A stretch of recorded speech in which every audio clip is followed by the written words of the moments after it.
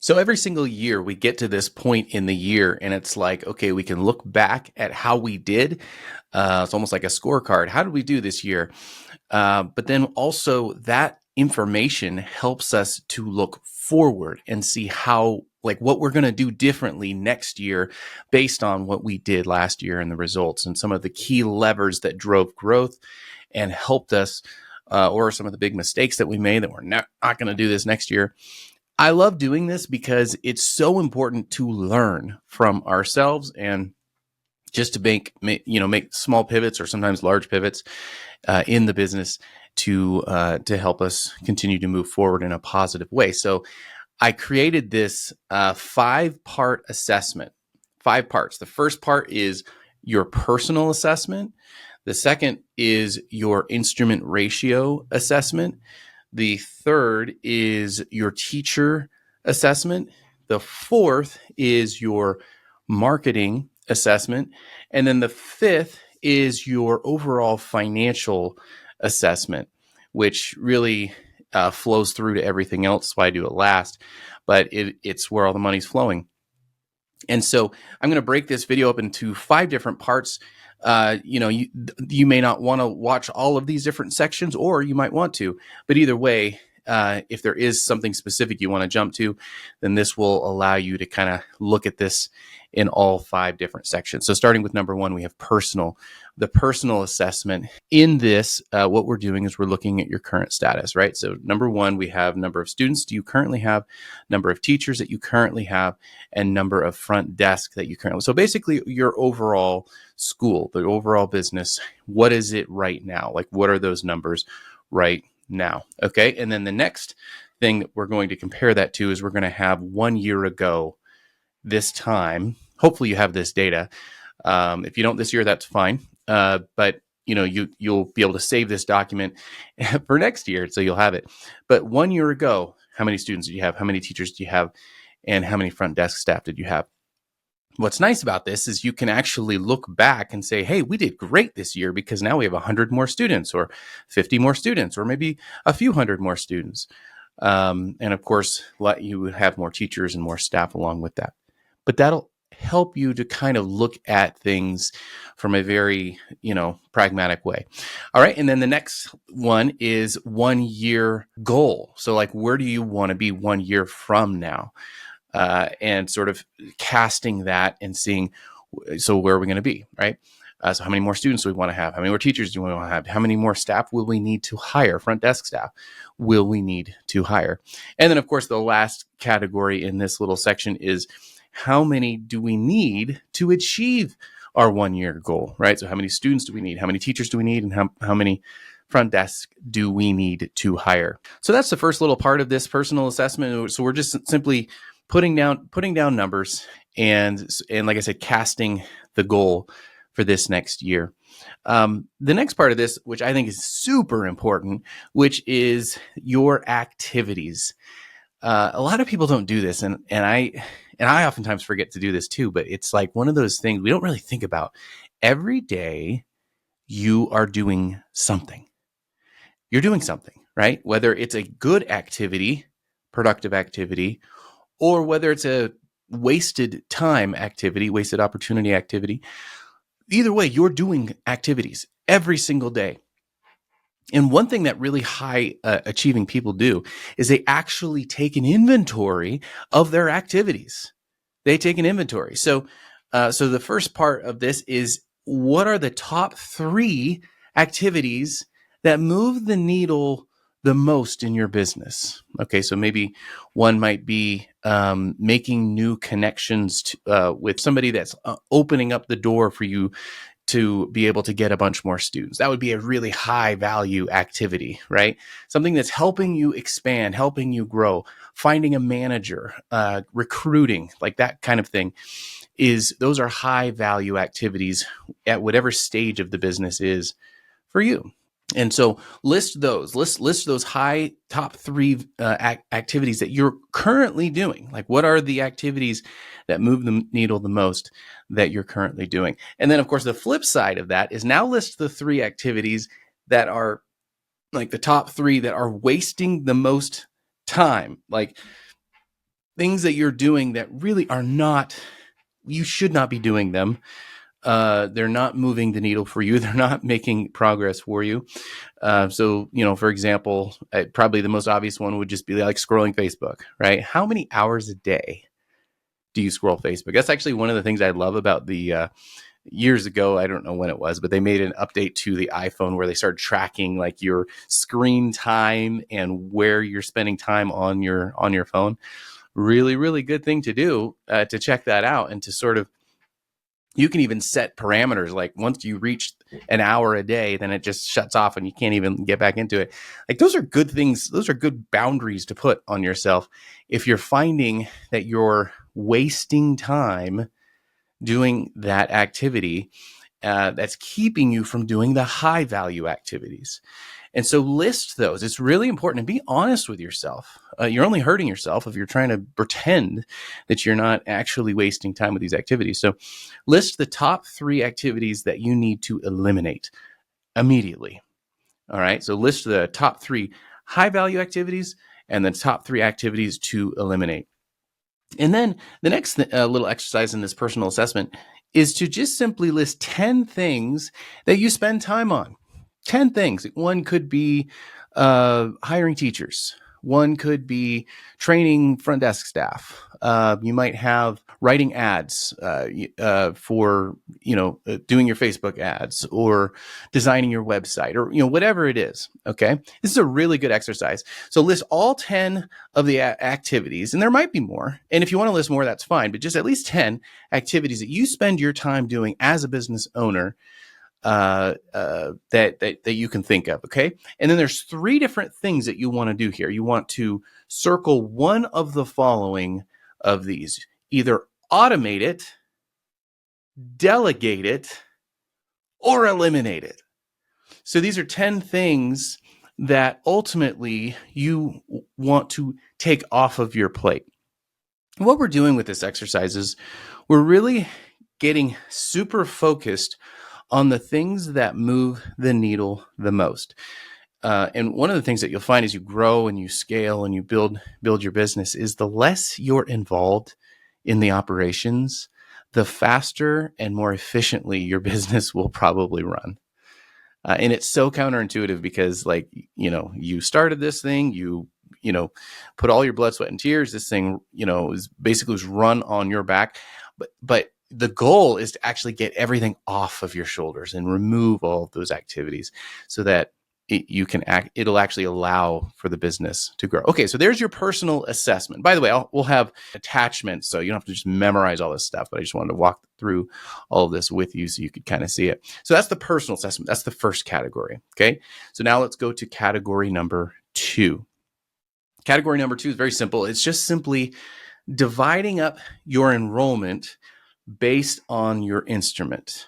Okay, this is important because it'll tell you where maybe there's some hidden opportunities, right? So like, for example, let's say you offer piano, guitar, violin, voice, and drums, which are kind of the big 5. Those are the ones that we, when we had our schools, we sort of focused on those. They seem to have the most demand. I know that there's other variations and there's other instruments. And if you have more than that, fine. List them all. But the point of this exercise is actually list how many students you have in each of those categories. So if you have, let's say, 200 students and 100 of them are piano and all the rest 100 are guitar, violin, voice, and drums, well, there might be some opportunities for you to bring in some other students with those other instruments by running promotions, by, sibling specials, that kind of a thing, or upgrade sales to get them to try a different instrument in addition to piano. Or maybe you'll find that, like, oh man, we only have like 3 drum students. That's it. 3 drum students. And we have all these others, it's just, if anything else, it's very illuminating. It'll show you a lot about where the money's coming in and who's taking what instrument. So if you don't have that information already at the forefront of your mind, then this is a really good exercise.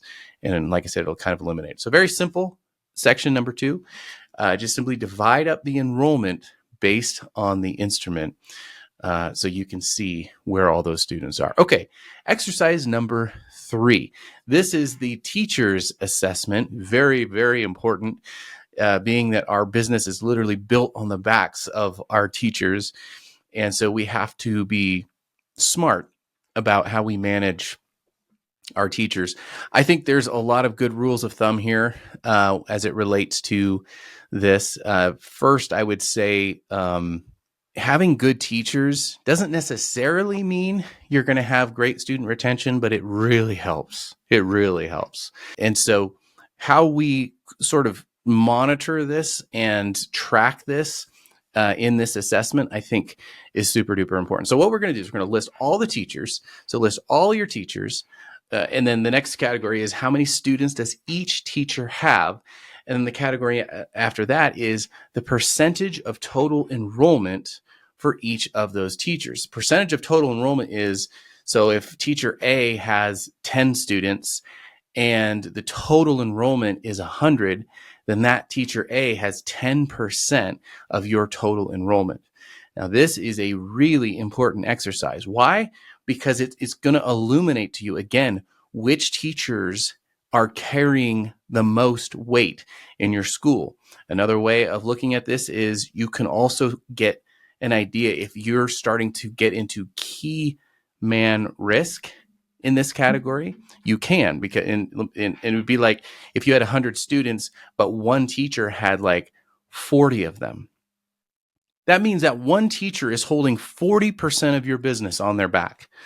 That is a big risk for you, and definitely would not recommend that. I wouldn't do any more than 20 students for a studio up to 150 students total. 20, I think, would be the max that I would suggest if your studio is 150 or less. If you have up to 350, like 150 to 350, I wouldn't go any more than like 35 students, all right, for one teacher. If you have over 350, I wouldn't go any more than 45 students per teacher. A good rule of thumb is like you want to stay under 10% from any one teacher. That's just a good rule of thumb. Now, have I broken that rule? Yeah, I have. I've done it very, very carefully with people that were with me for a long time. And even then, I was super nervous to do. I just don't think it's a good idea to give any one teacher that much of your business. So no more than 10%. I like actually closer to 5%, maybe 8% per teacher. So list your teachers, total number of students, and then the percentage of your total enrollment that they carry. Really important exercise. Now, there's one more piece to this. So over the years, one of the things that I discovered is that you really not all teachers are the same. We all know that, right? Like we have our favorite teachers, we have our best teachers. Then we have some teachers that are kind of like, you don't want to let them go, but it's just like they're there. But then you have some teachers that are problems, and of course, how you deal with those, that's for another video. I'm not going to talk about that. But my point is, I feel like there's 3 categories of teachers, right? You have green teachers. Green means go. You give them students whenever they've got openings. Yellow is proceed with caution, right? Maybe they're not your best teacher, but you're still going to give them students. You're still going to let them there. But the green teachers will always be like those are the ones you want to give all your available students to. You have yellow is cautionary. Red is stop, right? It's like a red teacher would be somebody who you've got in there, but they've got to go. They've got to go. So you either let them go right away, right? But that can also create other problems in the business, right? Like where are their students going to go? Or are you going to deal with some kind of legal issue if you just sort of let them go? Especially if you haven't documented things. So like, showing up late, causing a complaint or a disturbance in your lobby, having parents complain or students complain about them. Like these are red teachers. And so we're not giving them any students, and we're kind of heading towards an exit from the school at whatever that process is looking like for you. So you have the 3 different categories of teachers. Now, I told you to list all of your current teachers. Well, you're going to put their color next to each one of them. So this is written now. What I love about this is the coloring system actually, like you can see visually how the health of your teachers are doing, right? How many red teachers do you have? How many yellow teachers do you have? Hopefully it's mostly green, right? Hopefully these are teachers that are mostly green. You're giving them students, they're doing great. But let's be honest, the bigger you get, the more you're going to deal with some of the other colors. And it's really important for you to be really honest with yourself about the fact that you don't have all green teachers. Okay. Let's be honest. They're not all green. Okay. So think about this. This is a really important exercise. And it will, again, this will illuminate a lot for you. Okay. So that is the third category, assessing your teachers, right?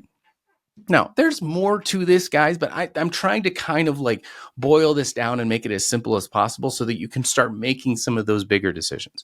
Okay, so category number 4.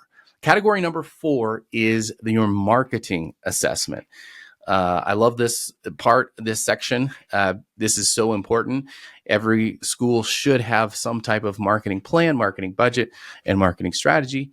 And so this is sort of assessing how did you do this year with your marketing. Okay, so the first thing we're going to do is we're going to take our top 3 marketing channels that brought in the most number of students. This is important because it's going to dictate how you're going to, what channels you're going to prioritize next year, right? So these top 3 channels are going to be the channels that you're going to put more effort and resource into for next year, right? So maybe if it's Google Ads, maybe you increase your Google Ads budget. That's number 1, right?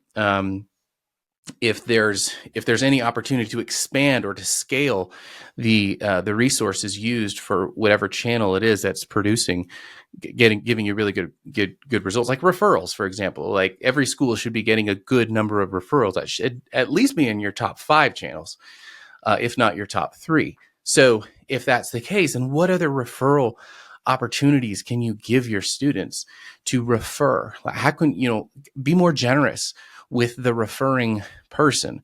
Even the person that got referred, give them a bonus, right? Just for being referred. And so you can invest more in that, right?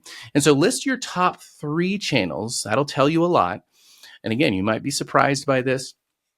So you've got your top 3 channels. Now list 3 channels that you want to try this year. So you haven't ever tried them before. So you're probably going to need to research this, look around, see what else you can do. Maybe it's offline. Maybe there's another online platform you can experiment with. Whatever it is, right? So research it, find 3 new channels that you can add to your marketing strategy for this year. Now, the next little exercise here in this is so think about all the different ad campaigns that you ran, and hopefully you tracked them, and hopefully you can look back and say, okay, we ran all these ad campaigns. What was the most successful one that you ran? Like photo, headline, offer. How did you funnel those prospects to a conversion? Like, think about that. What was that campaign? Now that, if you can be really good and honest and look at that and know your stats, that now becomes a very valuable marketing asset that you can put into your marketing vault to pull out for next year, right? You want to use that again. So look at what was your most successful ad campaign that you ran this past year. Okay, so the next exercise you're going to want to do is list the top 10 channels for this next year that you're going to run. I say 10. I think 10 is a good minimum to start with. And you can always add more than 10, obviously. And by the way, when I say 10 different marketing channels, I'm not saying you should be spending all this money on each and every single one of them and blowing out your marketing budget. No, there's a lot of low to no cost marketing channels that you can explore as well. Be honest with yourself about how you can explore all the different ways to market your business. List the top 10 marketing channels that you're going to employ next year. Okay, so one might be Google Ads, right? Like that's usually at the top of the list. Maybe you're running Facebook ads. Those are two paid options, right? Or maybe you have signage outside your school building. Maybe you've got yard signs. Maybe you've got school flyers. There's so many different things that you can employ and to do. Maybe there's a festival. Maybe there's a parade. Maybe like whatever it is, start assembling all of those. Like I mentioned, referral contests, recital sales, upgrade sales.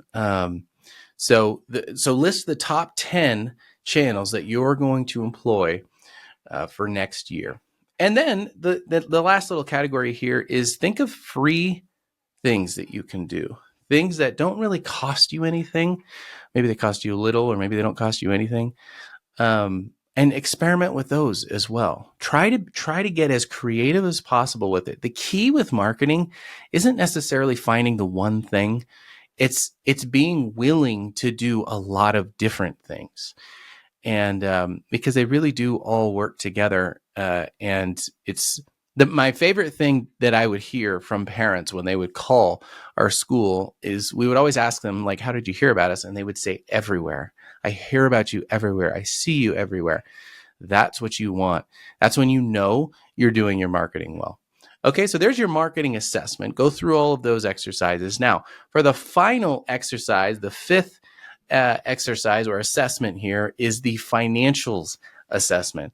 Now, the financials assessment is simply taking a look at how your money flow came in to the business and how you're doing in terms of like balancing your budget.